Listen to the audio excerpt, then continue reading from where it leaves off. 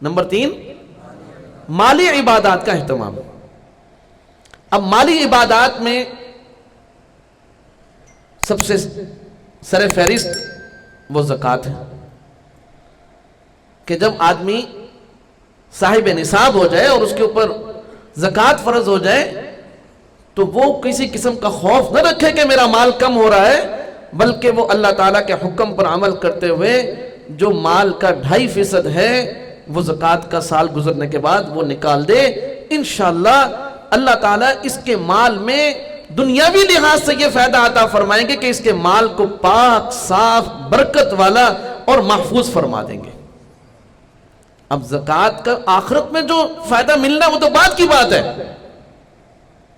لیکن دنیاوی لحاظ سے وہ مال محفوظ ہو گیا، وہ مال باعث خیر و برکت ہو گیا، وہ مال پاک ہو گیا، یہ دنیاوی فائدہ۔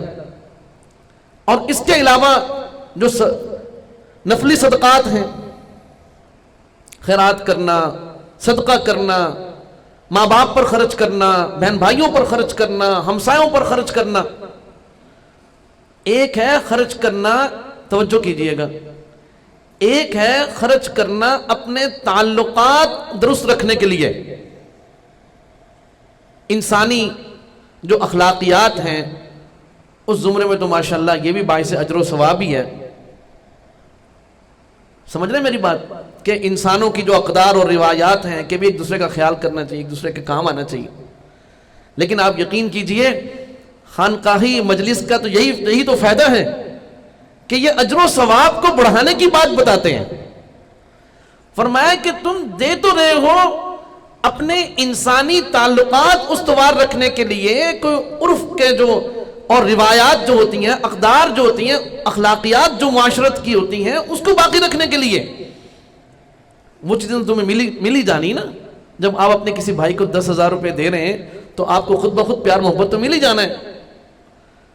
آپ کسی بیمار کے کام آ رہے ہیں، آپ کسی ہمسائے کے کام آ رہے ہیں تو پیار محبت تو تعریف یہ چیزیں تو آپ کو مل ہی جانی ہے۔ یہ تو اگر کوئی کافر بھی دے گا اس کو بھی مل جائیں گی، لیکن ایمان والا اس کام کو اگر ایک اور نیت کے ساتھ کر لے تو آپ یقین کیجئے اس کے دنیا کے مسائل بھی حل ہوں گے اور آخرت کی بھی کامیابی ملے گی۔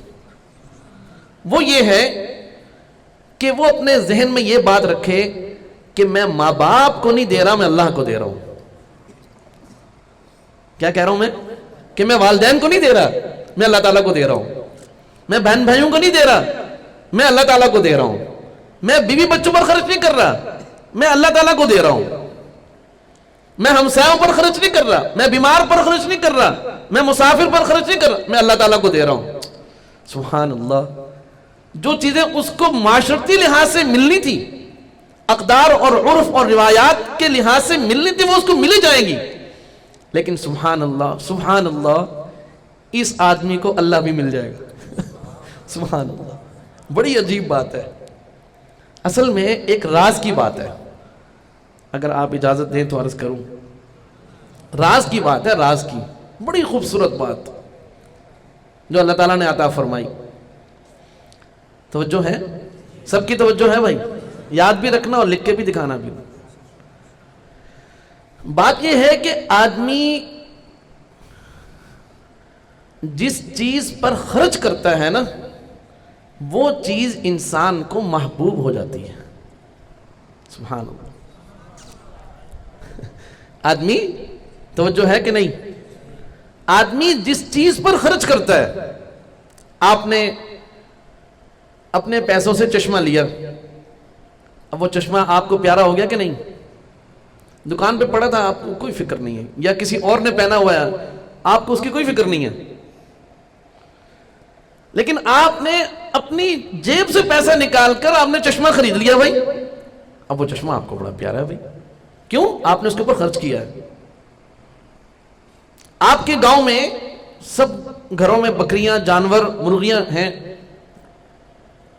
آپ شاید گزرتے ہوئے ان کی طرف توجہ بھی نہ کریں، نگاہ بھی نہ کریں، گزر گئے، کھڑا ہے بیل، کھڑا ہوا ہے، کیا مسئلہ ہے، ٹھیک ہے، لیکن آپ نے اپنے پیسے خرچ کر کے کوئی گائے خرید لی، لو بھائی اب وہ آپ کو پیاری ہو گئی کہ یہ میری گائے، بھوکی نہ رہے, پیاسی نہ رہے, بیمار نہ ہو.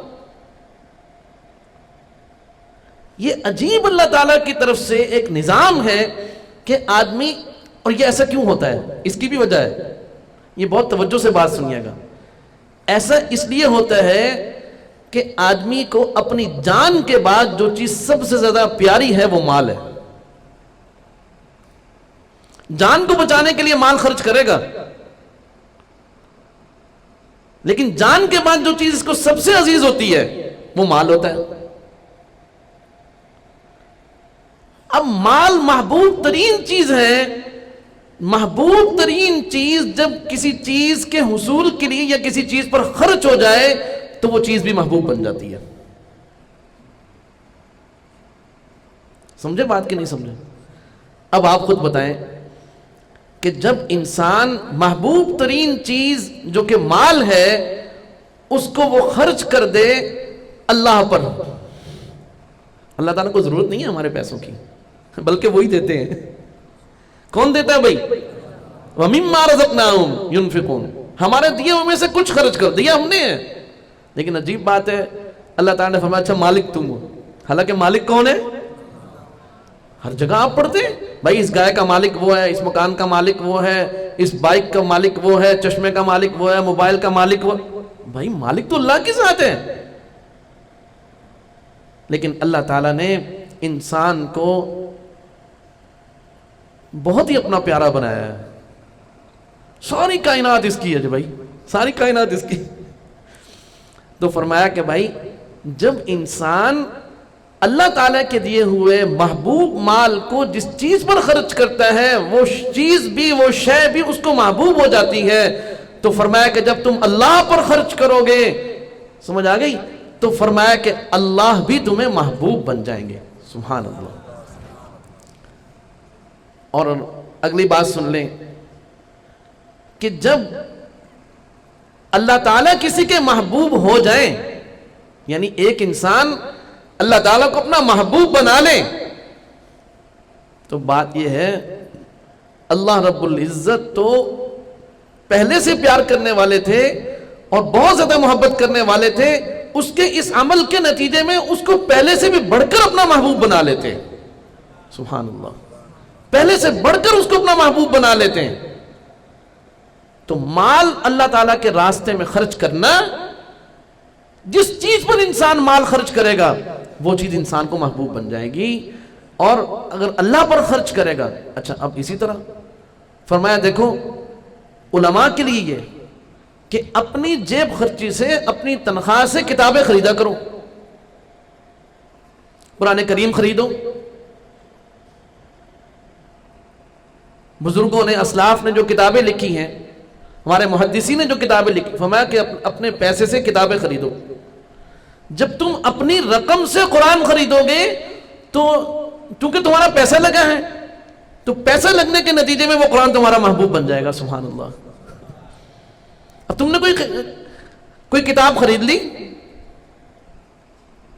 تو فرمایا کہ وہ جس علم پر مشتمل ہوگی وہ کتاب بھی اور اس کا جو علم ہے وہ بھی تمہارا محبوب بن جائے گا. اس لیے میرے طالب علم ساتھیوں,